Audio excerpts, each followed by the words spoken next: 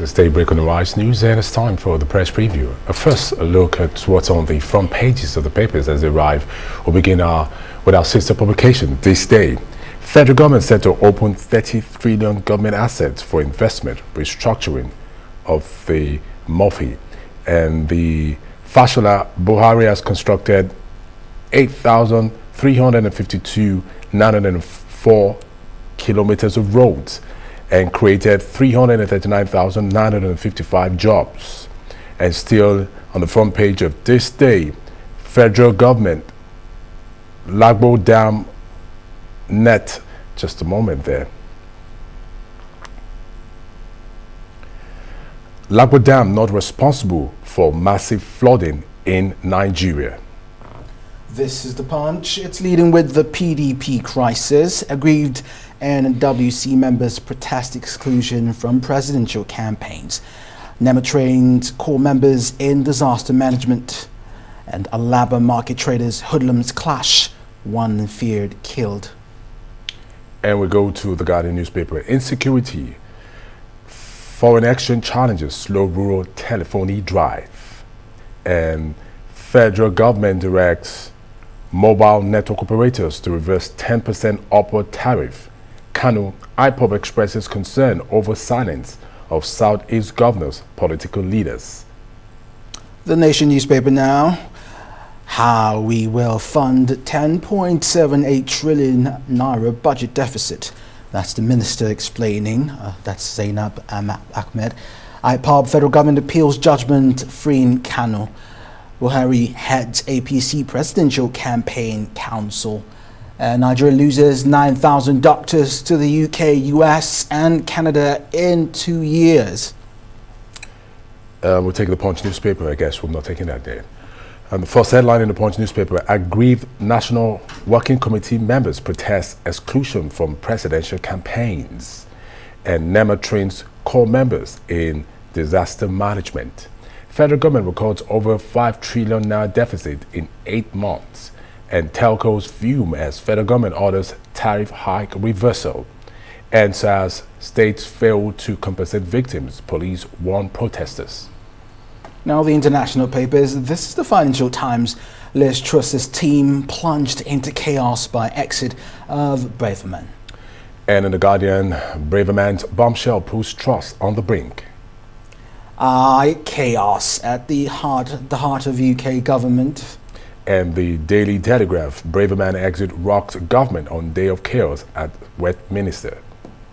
The Independent, Braverman out in another day of chaos for Truss.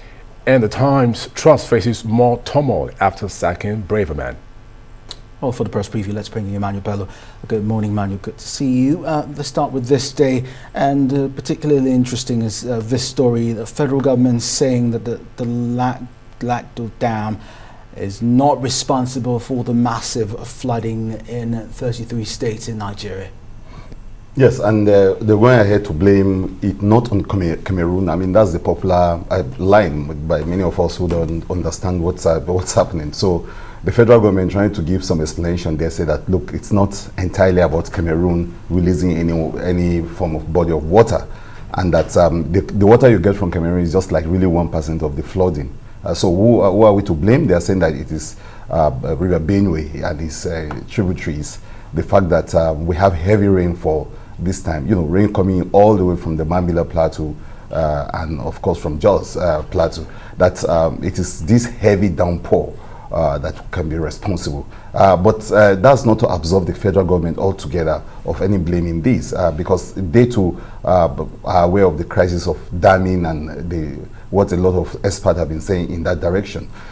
So this is just an attempt by the federal government to give some kind of explanation or even make an excuse for what a lot of people say they're going to blame there, and they say, look, it's natural disaster. Some people even point out that the flooding has some kind of global connotation to it. You have flooding happening almost everywhere. But like we keep saying on this program, governments will need to think outside the box. They also need to think of measures best practices around the world. Some experts have actually told the federal government to look into the issue of damming, into the issue of dredging, and all sort of, even simple drainages around our cities. That too hasn't been taken into cognizance. So yes, we keep saying that yes, while you cannot stop natural disasters from happening, you can control maybe the amount of rainfalls and all of that. You still need to find ways around science and technology to see how you can reduce this. But an aspect of that story, Kenneth, is the mind-boggling suffering, the human angle side of the story, especially in Bayelsa and some other hard-hit places. Life is so difficult there, and at this point, I think to call for relief for many of them, it's in order. You have places in Bayelsa where people can't even afford to buy simple things like onions and foodstuff, and all those things have really gone sky high in terms of their pricing. So those are the kind of stories I think as we head into the weekend, we may need to look at the human angle and this serious cost in human suffering that this flooding has caused. And Emmanuel, talking about looking at the human angle, still on the flooding, the Labour Party presidential candidate yesterday, amazingly, to the amazement of many people, suspended his campaign to commiserate with the flood victims. Now, some have called it a political move. Some have said he took the right initiative. But either though, I think he did the right thing. Let's contemplate this for a moment. Yeah, but it's a smart move from him. But some people, like you say, Benny, we read some politics into that. But it's the electoral season, and smart politicians will take advantage of any kind of emergency.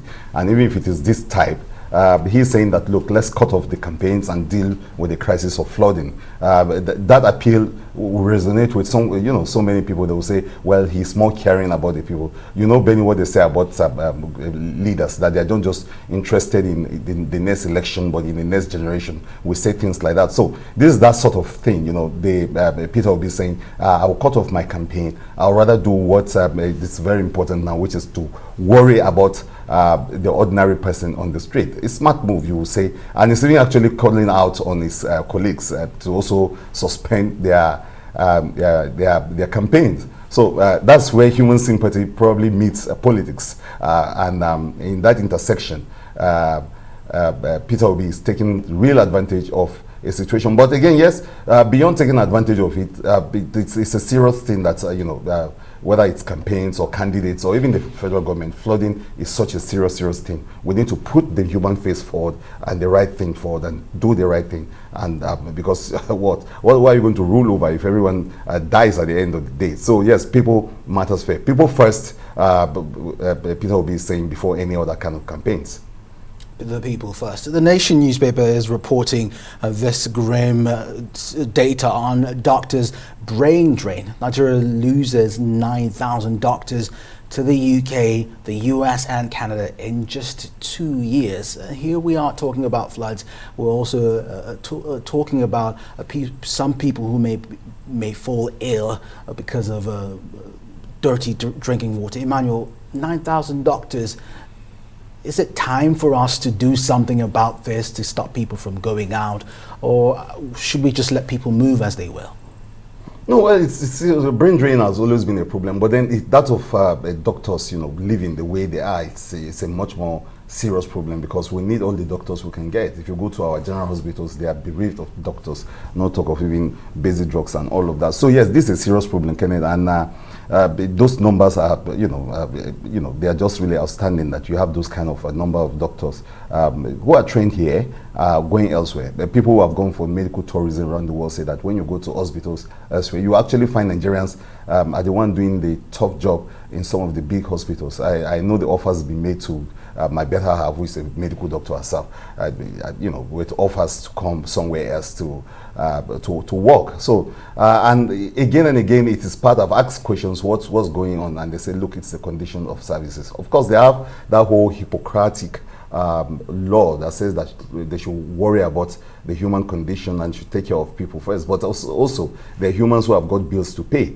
So if you're not paying doctors very well, this is the sort of statistics you're faced with, and this is the sort of brain drain and a flight of human capital that we worry about every time, and it's all about policies that have not really given doctors the kind of conducive environment to stay here. It's also it's again another kind of bashing of records. Speaking of the records of this administration, this number shows that something is really wrong with the health sectors and with doctors. Now, still in the nation, I'm going to take a different angle to this. President Muhammadu Buhari is heading the APC Presidential Campaign Council. I think that should be a tradition. That is expected. Now, something we didn't have time to talk about yesterday on the dailies was Wike of the PDP endorsing the governor of Lagos State, Jide Sanwo-Olu, over another PDP gubernatorial candidate, of which he's a party. Doesn't this in any way, come off as anti-party activities? Well, yeah, but we've been talking Wike, and Benny, we've been seeing him do a lot of that, and in most cases clearly showing that, look, it's just like Governor Autumn yesterday, who is saying that, look, I'm going to work for the PDP, but if I were not in the PDP, I would have worked for Peter Obi. So those are the kind of statements you get from those Wike 5, G5, his men, Yeah, he said it. And, yeah. Sorry, he said it. Yes. Autumn said it, but here is Wike endorsing an APC Guber candidate for the second term over a PDP Guber candidate. That's what I'm saying. Is some of the anomalies, associated with that push of theirs, the idea that IU must leave and everything. But in the course of doing that, they're taking everything with them, including what Wike just did, which is to extraordinarily just, astonishingly, actually endorsing a candidate that is not of his party. But back home, he will probably have to go and work for the PDP because he's got a candidate in the race. It's a sort of mixed messages and the flip-flopping and the confusion that Wike brings around when he's doing some of this thing. A lot of people say that these are the very reason why he was not even picked in the first place, that he's unreliable, and that this already shows clearly that he was not a true or strong party man. That's what he said on one side, but on the other side, he said he's really concerned about the unity of the party, and that he insists that, look, Ayu must go. But in the meantime, some people still say that maybe it is still the aftertaste of defeat that we're still seeing, and the daunting or serious, awful pain of losing those primaries. That is what is still playing out. Whatever it is, there's a Wike out there, and PDP has got that problem on its hand. But PDP is surging ahead with campaign, with rallies, even though they have the Punch newspaper is reporting some of the serious problem that campaign is having in some of their rallies. The woman leader, for instance, complained that she was being bypassed, and some top people in the working community, the NWC, saying that they've not been carried along. That is one problem they are facing, of course, as they try to also deal with the Wike problems. Emmanuel, this day, Fashola has been speaking about his legacy, as you would have it. The federal government has constructed over 8,000 kilometers of roads and created hundreds of thousands of jobs. But the government's saying the second Niger Bridge will be open before Christmas. Well, so we'll wait for that date. But yes, I think it's Lai Mohammed in some of the comments around the ministerial briefing yesterday was saying that, look, so many people don't see what this president have done. So what they are doing now is to tell Nigerians that, look, if this campaign is going to be about records, Buhari has done some real good things. President Buhari has done some good things. And that, the president, Kenneth, in the past had complained that he doesn't have good marketers, good advertisers, people who sell his, his achievement to the country. And that's why maybe he gets bashed here and there that he has not done well. So with this push, this last minute push, especially now in the presidential election cycle, his ministers are coming together to, to show their scorecard and say, this is what we've done. But that will be fact-checked by us here and by so many Nigerians. For instance, the issue of roads. There are people that will tell you that not much has happened there. If you go to the states, especially the interstate roads, and you look at even, states with the roads within town, and you can't get it better than that. The road to development is just that, good roads. And some people say this government has not got it right. And finally, for me, will still be from the Nation newspaper. As expected, we did talk about it sometimes last week here. The federal government has appealed, has taken its case to the Supreme Court on the ruling on Nnamdi Kanu. How do we see this panning out? Well, it's in the courts, and so it's difficult to even begin to say where it's going and all that, so that you don't appear to be, to be speaking on matters that are already in the domain of the courts. But it's an interesting development, and we're watching it. Around it is also the crisis of this presidential cycle election.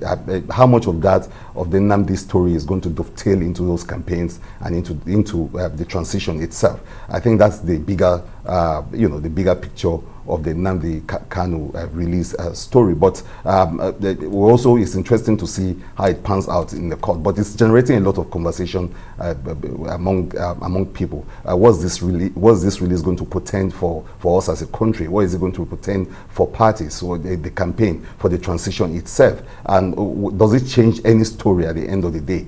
Those are the kind of questions people are asking around the Nnamdi Kanu release. But when the story broke, a lot of his people were really, really happy that he's regained his freedom. Federal government saying that, well, it's not yet out of the woods. And like you say, Benny, reporting now that the case has gone to the Supreme Court. So when he finally walks out of those,